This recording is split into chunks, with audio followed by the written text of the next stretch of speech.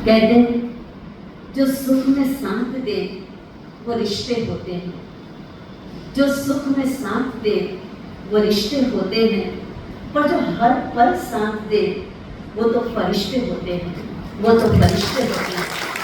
एक ऐसी सुंदर छवि जो आज हमारे बीच विद्यमान है, विराजमान है, जिनकी सुंदर आभा इस वातावरण को आलोकित कर रही है, ऐसी पवित्र दिव्य आत्मा आदरणीय जयंती दीदी जी से मैं अनुरोध करूंगी अपनी ब्लेसिंग से हम सभी को लाभान्वित करें। आदरणीय जयंती दीदी जी। Respected guests, my honored brothers and sisters on the stage, and my friends and sisters and brothers here, मुझे बहुत खुशी हुई है कि ये कार्य हो रहा है। सविता बहन जी और रूपम भाई ने बहुत ही अच्छी मेहनत करके ये सारे कार्यक्रम को बना दिया है। तो मैं तो बहुत से थैंक्स देती है। और हमारे व्यास भाई जी ने तो बहुत अच्छी तरह से बताया कि डिज़ाइन की इंस्पिरेशन किस तरह मुझ आप देखेंगे कि जो भी क्रिएटिविटी है, जो भी आजकल डिज़ाइन है, रियलिटी ना प्राप्त होती, चाहे वो बहुत सुंदर एरोप्लेन को हर प्रकार से आप देखेंगे कि नेचर की ही इंस्पिरेशन है।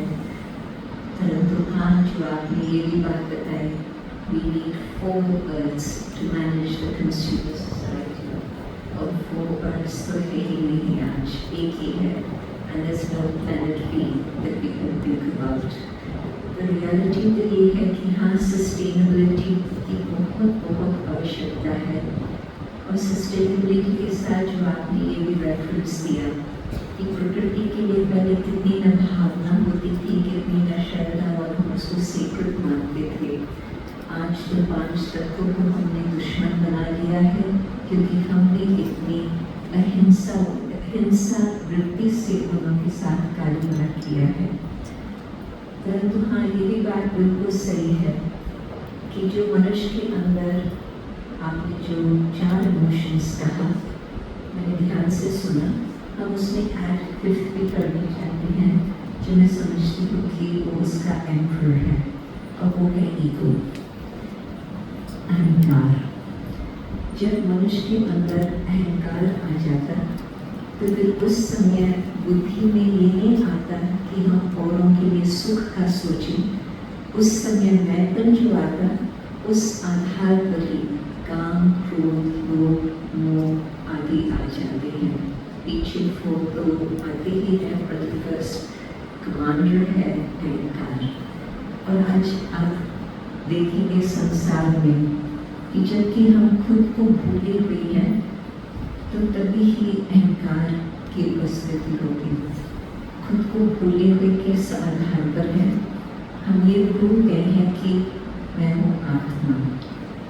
आज अपना परिचय लेंगे तो डेट ऑफ बर्थ शरीर का, आइडेंटिटी शारीरिक, फैमिली शारीरिक, एजुकेशन शारीरिक, ऑक्यूपेशन, जो कुछ भी हम अपने को डिफाइन करते हैं, ये एक्सटर्नल बातों से हम अपनी डेफिनेशन देते हैं।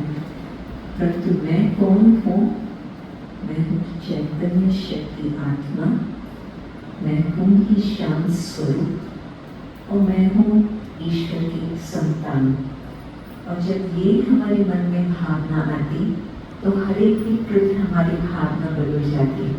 हम यही सोचते हैं कि हम 4 लोगों का परिवार वाले नहीं हैं, परंतु हम बेहद संसार के परिवार वाले हैं, और हम सब का जो नाता है ईश्वर के बच्चे होने के कारण एक सचमुच परिवार है।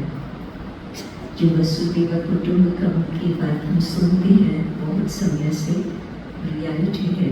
ये कोई सिर्फ स्लोगन नहीं है, शास्त्रों का मंत्र नहीं है, परंतु रियलिटी है।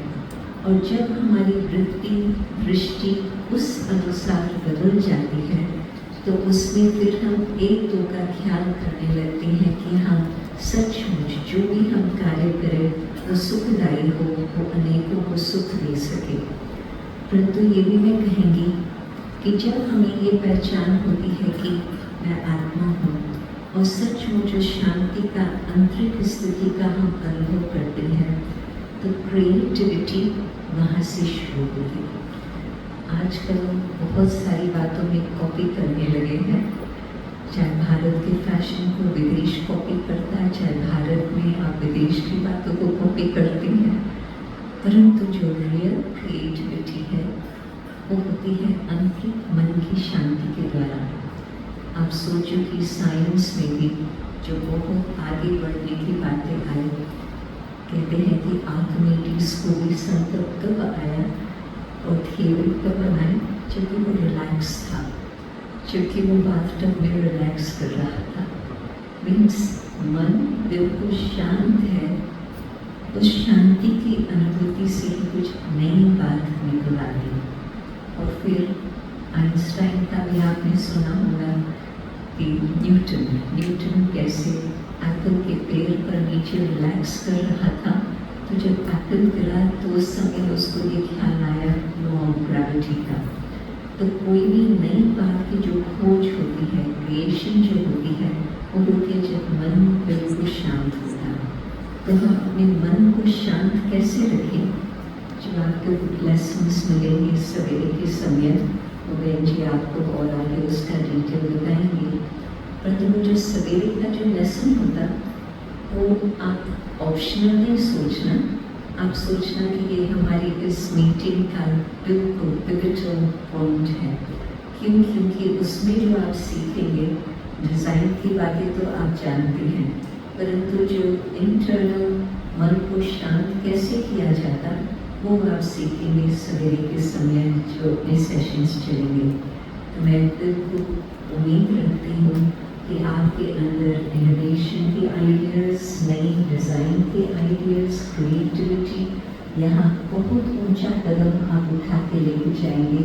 इसी आधार पर जो इस कैंपस में हमारे इसका मेन लक्ष्य है मेडिटेशन का, स्पिरिचुअलिटी का, उसमें एक और बात मैं कहेंगी कि जब वैल्यूज़ को हम भूल जाते हैं तो हर प्रकार से जो संसार की रही हैं, वायलेंस और बिल्कुल प्रदूषण की हर बात में इतना बातें जबकि हम वैल्यूज़ से दूर हो जाते हैं। और सारे संसार की अब यही गति है।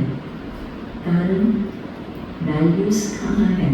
वैल्यूज़ कोई बाहर की वस्तु में नहीं है, इसमें वैल्यूज़ नहीं है, किसी और इसमें हाथ पाँव में वैल्यूज़ नहीं है, वैल्यूज़ है आत्मा के अंदर।